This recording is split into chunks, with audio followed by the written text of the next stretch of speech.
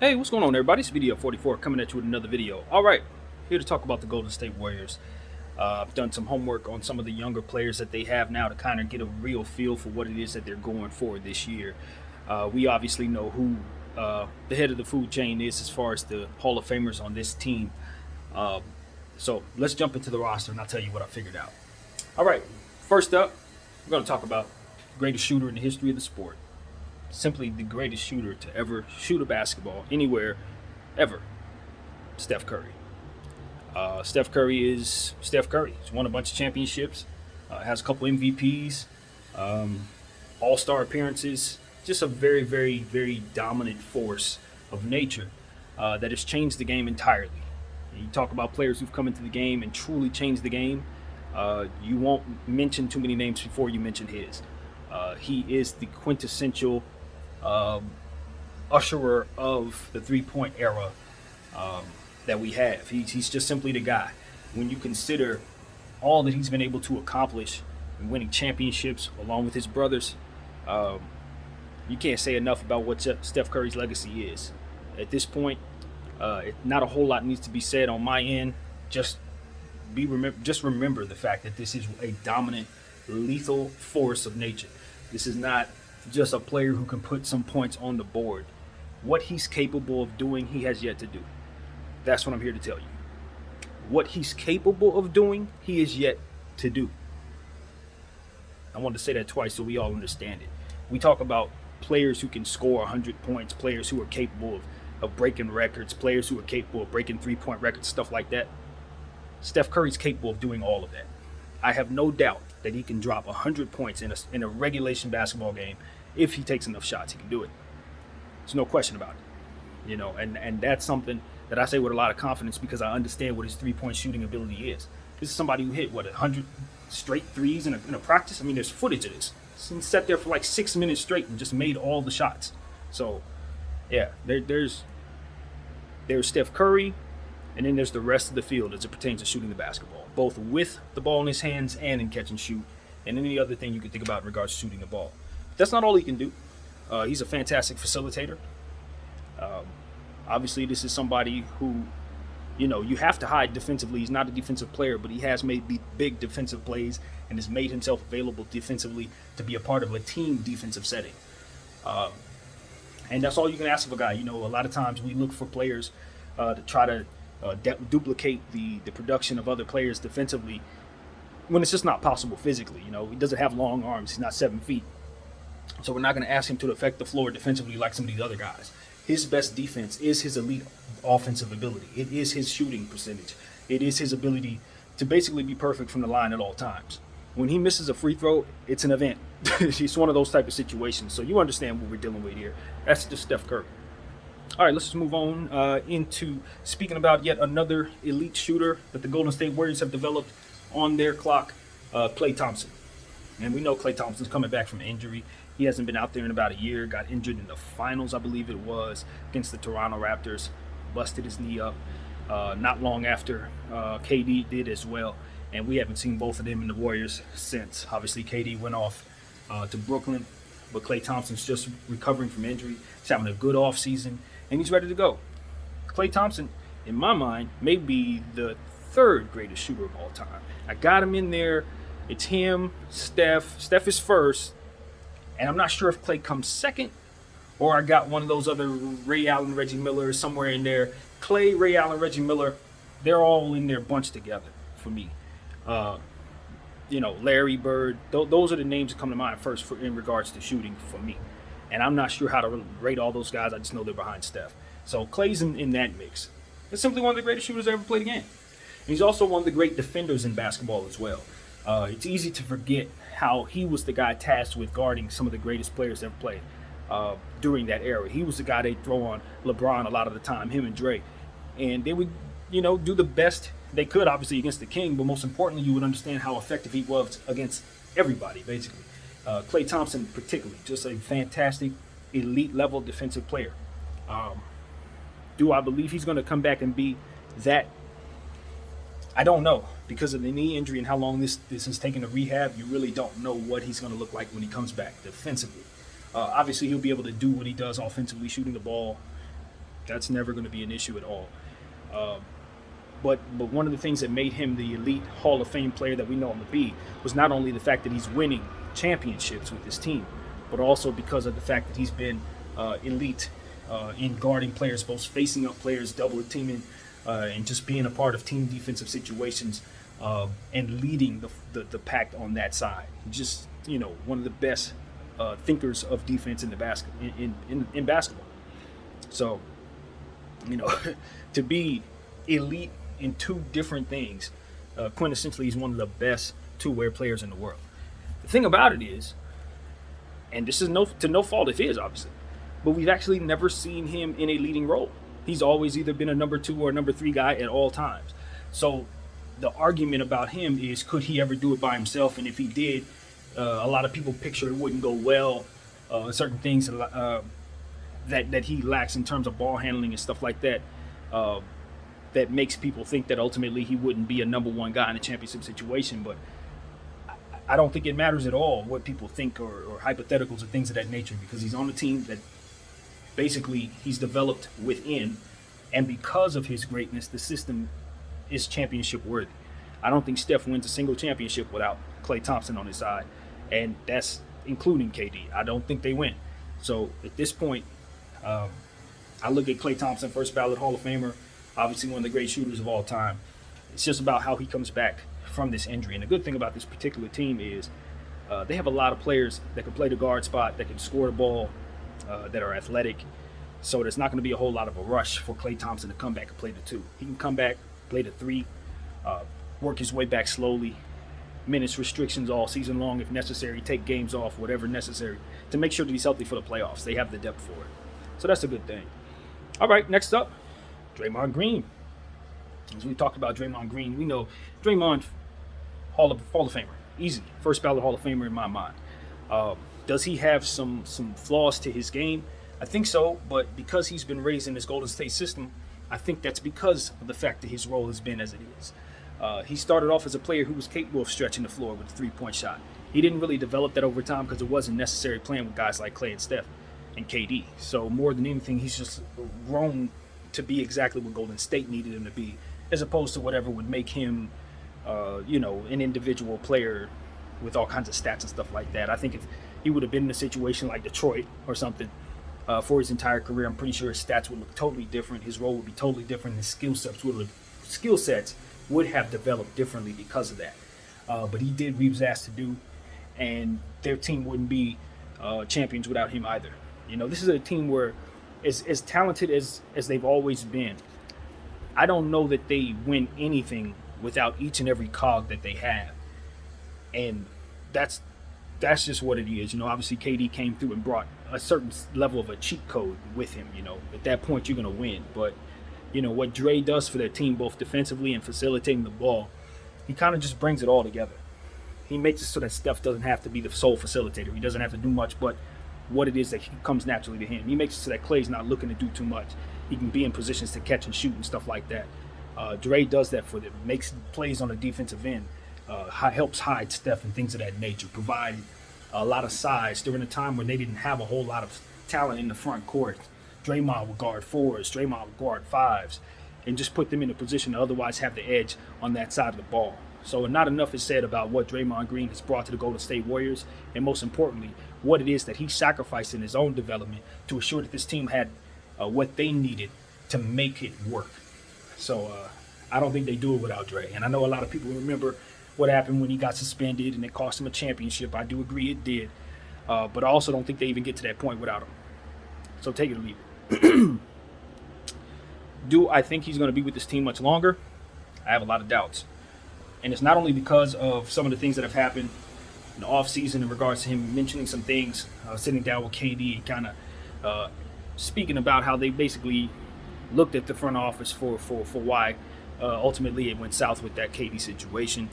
I thought maybe that was not the best thing for the front office to have out there at this time. But, the real reason why I think it's a question mark is because they have other players on this team who can kind of do what he does at a lesser price at this point. And as I do homework on the rookies that they're picking up, what I'm finding is that they're looking for players to replace Draymond and to give them Draymond insurance. So that's what I'm seeing as I'm studying these players. And we're going to keep moving on. Next up, James Wiseman. And I'm not going to talk too much about James Wiseman yet because I did some actual homework on him like as if he was a rookie. So we'll just move on and keep it going here. Andrew Wiggins. Andrew Wiggins is a player, of course, a lot of people look at as a guy who disappointed. You know, a lot of people would say that he didn't start off well. You know, people would say LeBron James saw it coming and made sure that he didn't play with the guy by trading him for Kevin Love upon going to Cleveland. There's a lot of stuff to be said, but at the end of the day, what I see in Andrew Wiggins is just a player who came along very slowly and who overcame expectations that were probably placed upon him that weren't best for him. Going to a Minnesota team that was known for losing, known for not necessarily developing players well, known for not drafting well, he was asked to come there and basically be LeBron James in a time when they were losing their Hall of Famer and Kevin Love. So I look at him as a guy whose career started off a bit slow. Did he get labeled a bust? Yes. Did he do some things that made him look like a player who can only play one side of the ball when he was looked at as someone who was supposed to be elite on both sides of the floor potentially? Yeah, all that. But 7, 8 years down the road, here we are, and we're saying that this guy's coming off yet maybe a third straight good year of basketball for him. He's been a really good player for the last couple of years. You know, you're not looking to him to be the first overall pick that you drafted him to be, but he's a scorer. He's a fluent scorer. He's somebody who can show up for you. He's somebody who's very good in the open court, an elite athlete to this very second, and somebody who's now become basically a reliable complementary scoring piece at the shooting guard, power forward, small forward position. And as he continues to play with the Golden State Warriors, he's getting the intangibles that he didn't get with the Timberwolves in a losing situation. Now he's around Steph, Klay. Now he's in a situation with winners like Steve Kerr, who can help him with the things that he should have been learning in those situations in the Timberwolves. So I still think the upside for a guy like Wiggins is still there for him to elevate from this point. Now, does he have upside to be what he was that he was supposed to be drafted to be? Of course not. But for him to continue to keep a long career and to continue to raise his shooting percentages and things of that nature, yes, I think he can do that. Raise his level of focus and things of that nature, yes, I believe he can do that. He was a guy who I felt like the NBA may have paid a little too soon, gave him a little money a little too soon before he really had an opportunity to prove that he was worth that. And that can kind of deter guys. But in his case, I don't believe it has. He has still shown that he believes in what it is he's doing. He has a passion for the game. And in a good situation, he can perform. So being traded to the Warriors has been the best thing for him. And I think they're happy to have him. And now, there's a chance he can get traded because in any of the trade scenarios that are out there, his contract tends to match well. So they have the option of trading him. And I think it's a good chance they may. But because of how well he's played with his team, there is a question about whether or not they would. And when they got him, more than likely most people thought he would be traded right away. So this has been a success in my opinion in regards to picking up Wiggins and just incorporating him into what it is that they do. So yeah, let's keep it going. Next up, Jordan Poole. Jordan Poole is a shooting guard, kind of a guy who's going to be playing like Wiggins, his sub basically, or the guy they put in front of him, guys that can run at different positions, multiple positions, positionless scoring player. Jordan Poole is he's a driver. He attacks the rim. He can shoot the ball, getting better every year. Kind of a guy that they picked up a few years back when the Golden State Warriors were kind of in their down phase, I guess you can say. KD left, Klay went down. They had a bunch of players that they didn't really know exactly what they could do. Jordan Poole was one of the guys that stepped up and showed that they can trust him. You know, that he's somebody that can be a part of this bench right now. You know, when Klay comes back and when they have everything back intact for a contending team again, he was one of the guys that they could retain and keep, and he would keep being able to do what it is that he does in limited roles and stuff like that. So Jordan Poole, as I predicted, one of the guys who would make it to the big team, I guess you could say. He's played well, small forward shooting guard, plays some defense. Just a really, really nice player, man. Want to say he kind of reminds me of Kent Bazemore a little bit, the way he plays. Kind of reminds me of how they used him for what it's worth. So, next name we're going to mention, Otto Porter. Otto Porter Jr., guy they just picked up Spent most of his career with the Washington Wizards. Kind of had a similar path as Andrew Wiggins in terms of his development not going as he wanted to. But he's developed to a very, very, very legitimate three-point shooter, and that's exactly what the Golden State Warriors are about, of course. He's also somebody who's done some really good things defensively. And he's ready to go. You know, he's in a situation where we know who he is. He knows who he is. He's a role player at this stage in the game with defensive capability. And he's just going to come in here and try to help this team win a championship. That's really what his purpose is. He's never been in a situation like this. He's never played with this type of talent. With respect to guys like John Wall, Bradley Beal, and he played in Chicago as well for a little bit. But he's never been around Steph and Klay and stuff like that. This is going to be a very good situation for him, who's kind of exiting his prime, I'd say, looking for opportunity to win. So I think this is going to be a rejuvenation situation for him. He's going to show some people on the West Coast that he can do some things that may have never seen him play because he's been in the East all this time. And I like this opportunity for a guy like Otto Porter at this stage in his career. This is a good situation for him. Hopefully he can stay healthy and enjoy it. Next up, Bjelica. Nemanja Bjelica. He's a good player, man. This is a good pickup. You know, I know him from Sacramento, so I know they paid close attention to him because of it. And he just basically comes in limited roles and really gives you some stretch the floor ability at the power forward position. Reliable three-point shooter, aggressive guy.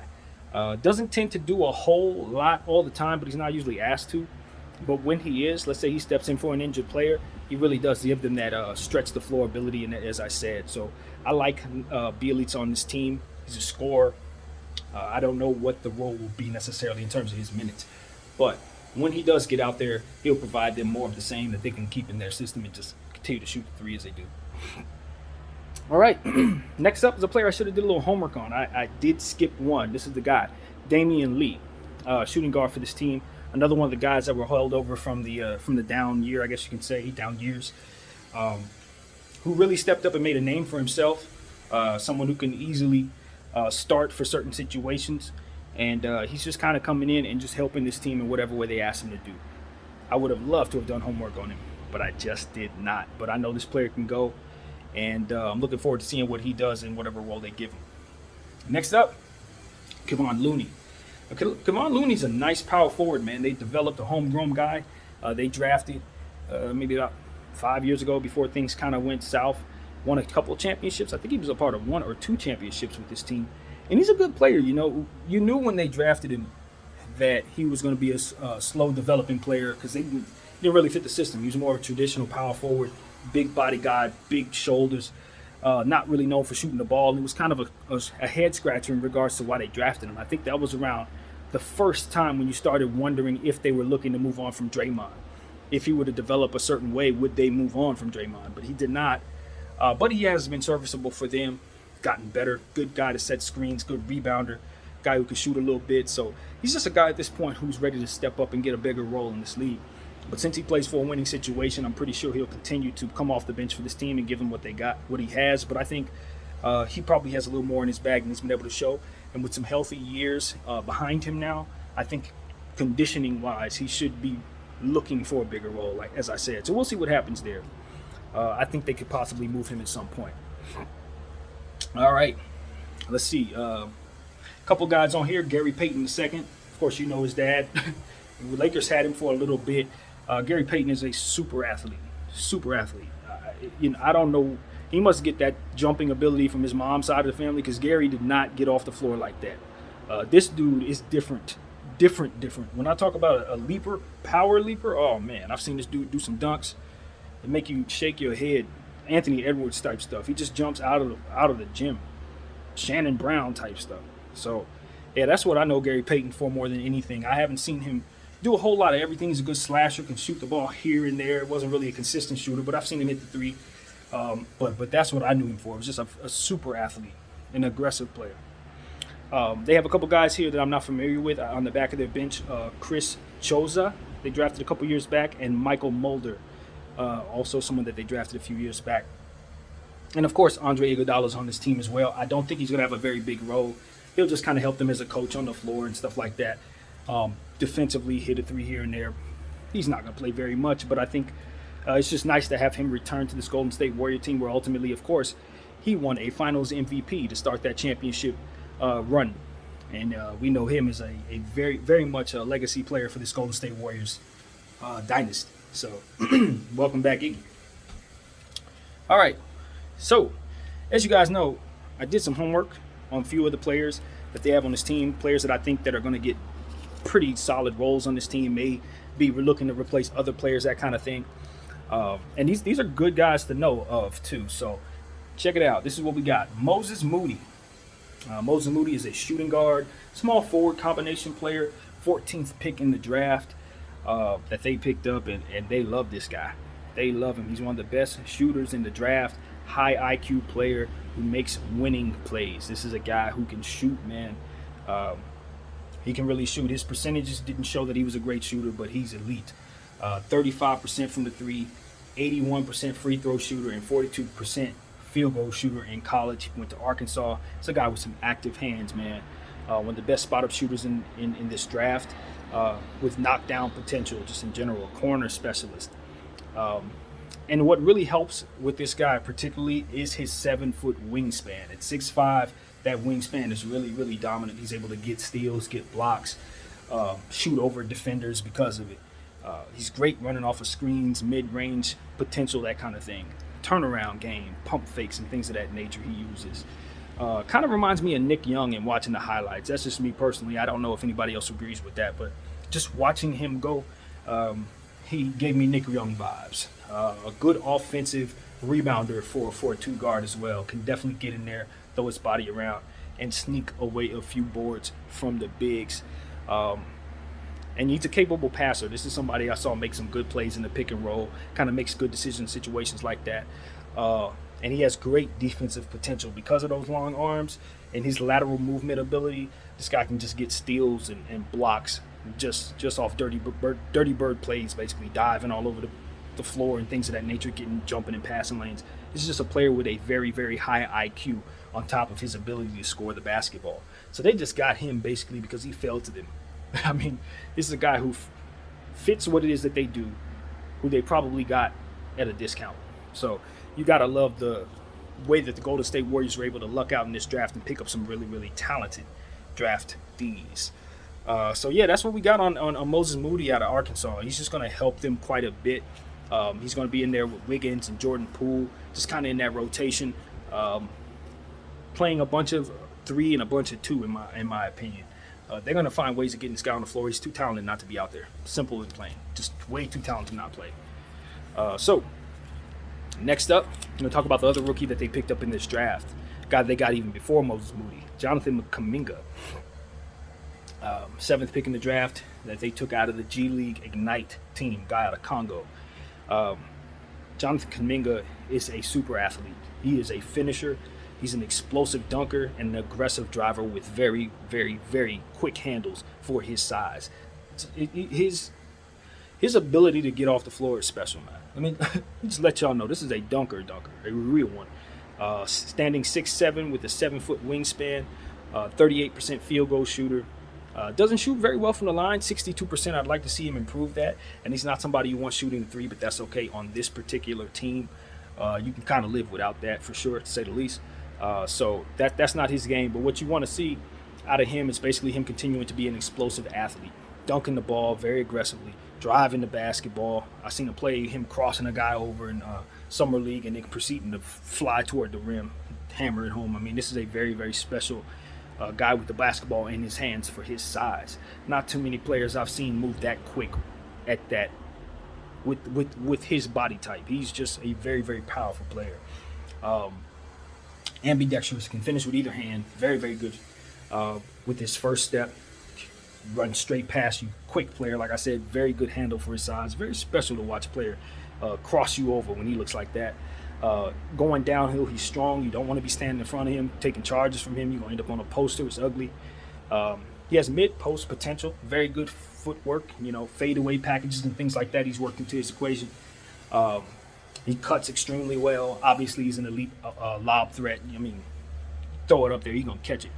And he has playmaking upside. He makes plays for others here and there. It doesn't really show up in the stats, but we've seen him make the right play in situations. There's very good upside defensively, although You would love to see him develop a bit more balance on the defensive end. He's going to get defensive stats because of his length and because of his athleticism, chase down blocks and stuff like that, spectacular defensive plays. But he needs to learn defense, think defense, kind of get around some good defensive coaches that will help him be in the right place at the right time and stuff like that. His timing is fine, but it's just about schematically learning where he needs to be and how to best work around in the defensive side of the ball. So he'll get there. He will definitely get there. His length and athleticism is just going to carry him regardless. And that's what it is. Jonathan Kaminga is going to be a really, really, really important piece to them as he develops because he's going to get such easy baskets. He's going to be a guy who, when all the old guys are tired, this dude's dropped 30 and you still lost. And that's the concern as he develops, depending on how quickly he develops, depending on how much they use him. It's going to get to a point where the Golden State Warriors are not going to have to do some of the things that they've been forced to do in the past because of the elite scoring ability of some of their bigs on this team. That's going to be the thing. It's like we're used to seeing Golden State and Klay and Steph and shooting all the time and all that, and then they got unathletic bigs and Draymond kind of just scooting around. Those days are over. They have athletic 4s and 5s ready to catch lobs all over the place. They're going to be more so predicated on their inside play and their ability to catch lobs and be athletic than ever before. You don't see it coming, but this is a highlight team just as much as it is a 3-point team with Kaminga. And of course, the next guy I'm going to mention, who hopefully comes back strong from his injury, James Wiseman. And James Wiseman is a player they took last year with the second pick in the draft.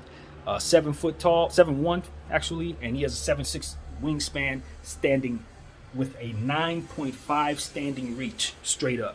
So you understand this is a tower of catastrophic proportions. And the thing about this young fella is he's very agile. He can move. You don't see players this tall move this fast and this well and run the floor this fast and this well. Obviously, he's a lob threat, and that's an understatement of catastrophic proportions. This is someone who's going to literally catch lobs all game long if you throw it to him. Easy buckets between him and Kaminga. It's just they don't need to do really a whole lot, and that's what's going to make them kind of scary. His length, obviously, agile, as I've said, somewhat unorthodox, and that's another thing that works in his favor. He does unorthodox movements that kind of make him slithery despite being so long and tall. He can avoid you in midair in some cases and to contort his body in such ways with his length to be able to score over you even when you have good defense on him. Very unorthodox guy, but it's not in a bad way at all. He's a great leaper, two-hand jammer extraordinaire. He gonna dunk, with two hands, just gorilla dunk all day. He rebounded well in college, not in the pros. Take it for what it's worth. He just has not rebounded well for the Golden State Warriors, albeit in short,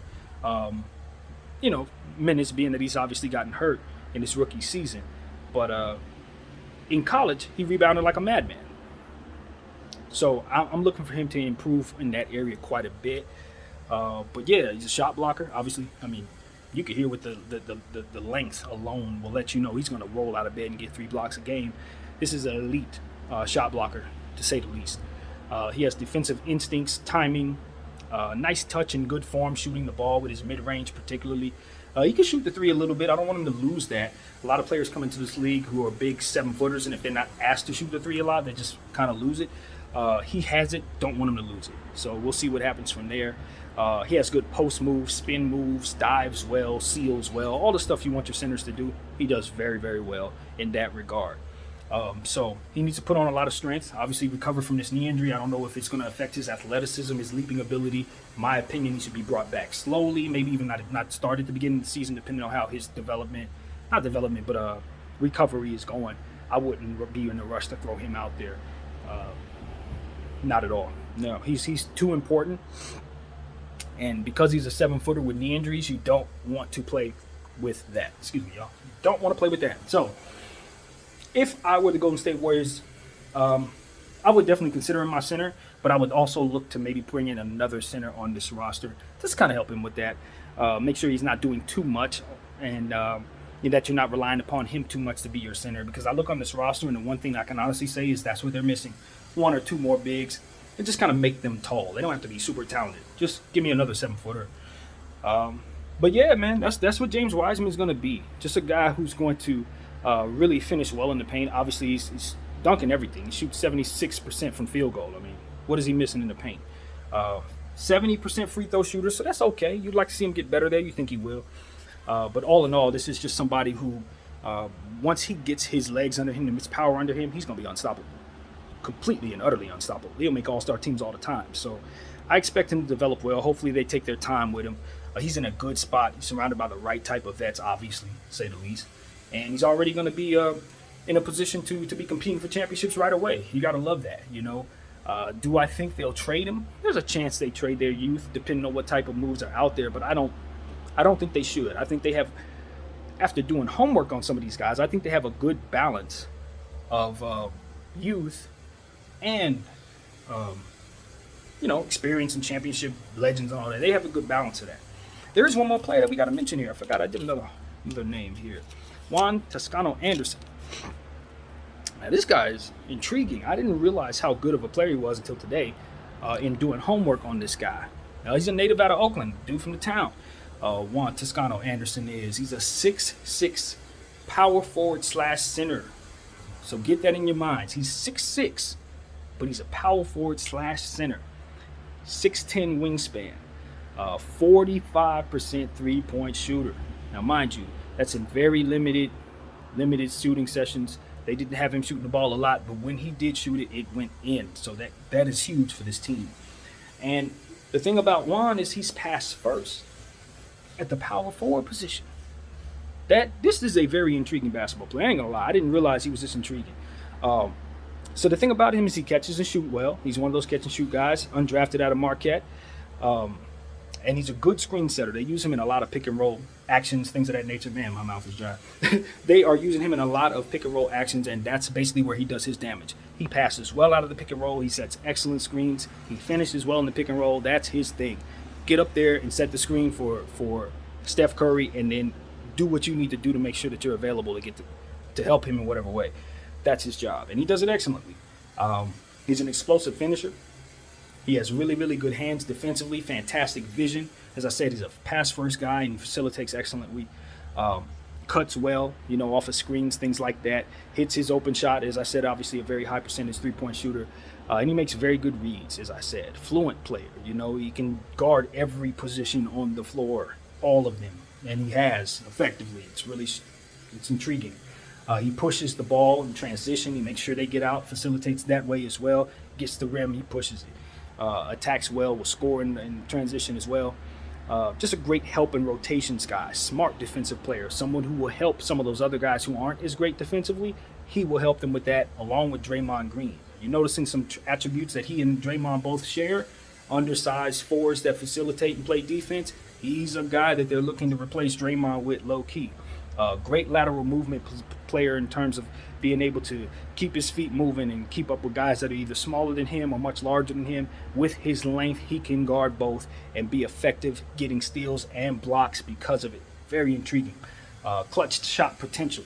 Guy who can hit big shots if necessary. A lot of times he's open because the other guys draw so much attention. That is not going to change. In fact, he'll probably have even more open shots this year. This is a very dangerous player in their rotation and gives them a lot of Draymond Green insurance. If they want to get out from under that contract, Juan Toscano Anderson is why I would be willing to do it, because I know this dude can do what Draymond does, younger, and he shoots better. So as he continues to develop, continue to get good, get better at what it is that he does, he's going to be a very important piece to what it is that they do, regardless if Dre is on this team or not. But mind you this, they have Draymond insurance, and that is a very, very good thing. And mind you, he guards all positions, all of them, 1 through 5, consistently. He's one of those guys, just like I mentioned yesterday on the Sacramento Kings video about Tristan Thompson being able to get out to the three-point line and guard guys on the perimeter and run back into the paint and guard players in the paint. This is one of those guys that can do that, one of those players. So I think Juan Toscano Anderson is somebody the Golden State Warriors are going to have to pay someday because of all these different attributes that he has. Even though he's undersized, being that he's positionless and has these type of skills, it doesn't really matter. He's undersized only if you force yourself to play him at the 4. So it's like this is a fluent player, and I think they should be very excited about their future because they have key players that make winning plays, intangible players. He is yet another one. Dives on the floor, gets to 50-50 ball. Moody's good at that.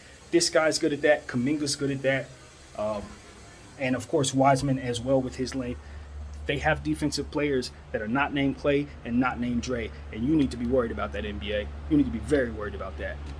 That's what I'm here to tell you. The Golden State Warriors are very much a legit title contender because of not only the elite level superstar talent, but because of the complementary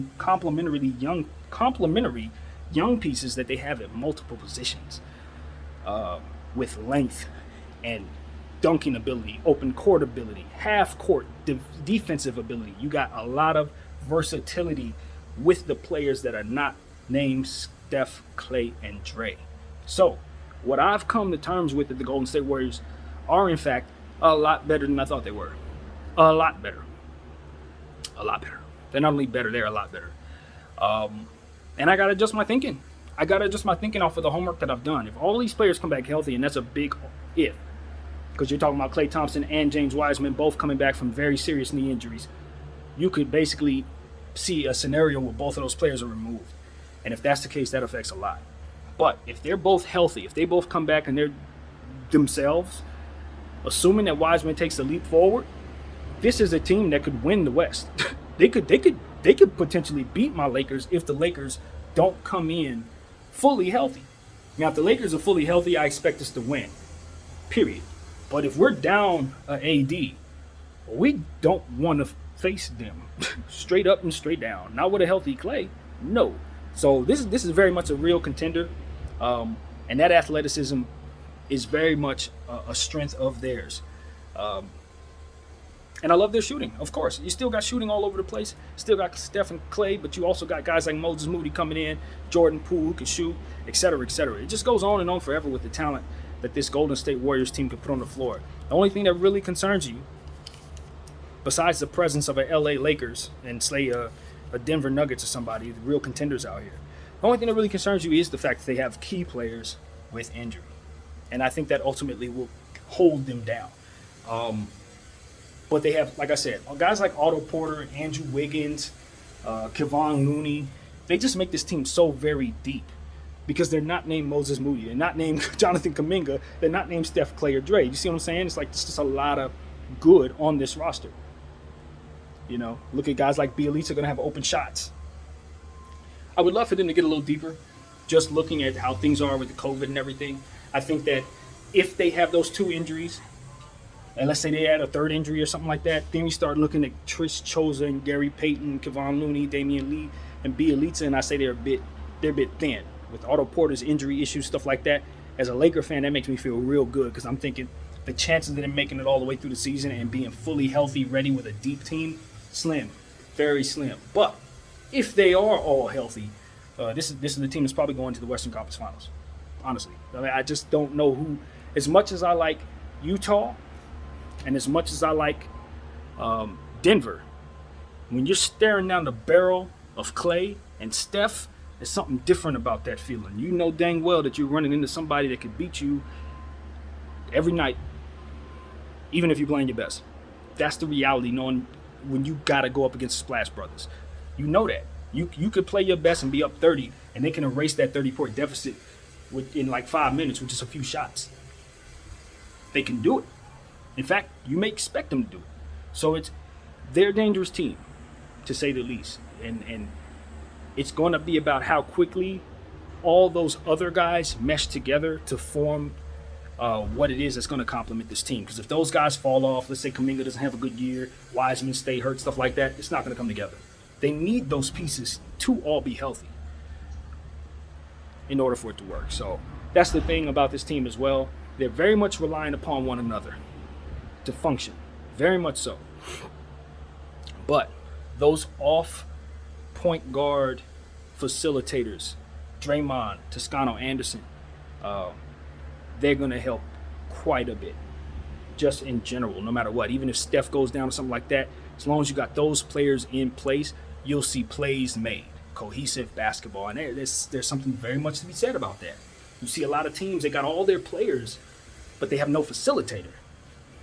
And so they don't run cohesive plays, or you see a lot of one-on-one guy, a lot of ISO ball, and it doesn't work. A team like this, that's not going to be the case because of the facilitators at the 4 spot, because of Steph Curry's ability to facilitate, because of Moses Moody's basketball IQ. They're going to make plays. They're going to look like a cohesive basketball team no matter what. So, after 40 minutes of talking about the Golden State Warriors, I think I got enough out, don't you think? I think so too. Yeah, man, I appreciate you guys. I'm going to try to keep up with all of this. So far, I think I'm a little more than halfway through the league. So, yeah, this is a passion project for me. I'm enjoying doing it. My name is BDF44. I wish the Golden State Warriors a good season. Obviously, I'm a Laker fan, so you know what it is, but I had to rep with y'all colors because I got a lot of love for the town. My mom was from up there. A lot of my family's from up there. So, yeah, it's like a second home to me. And I'm looking forward to battling against y'all team. It is what it is. My name is BDF44 once again. Thank you all for watching. I'm out.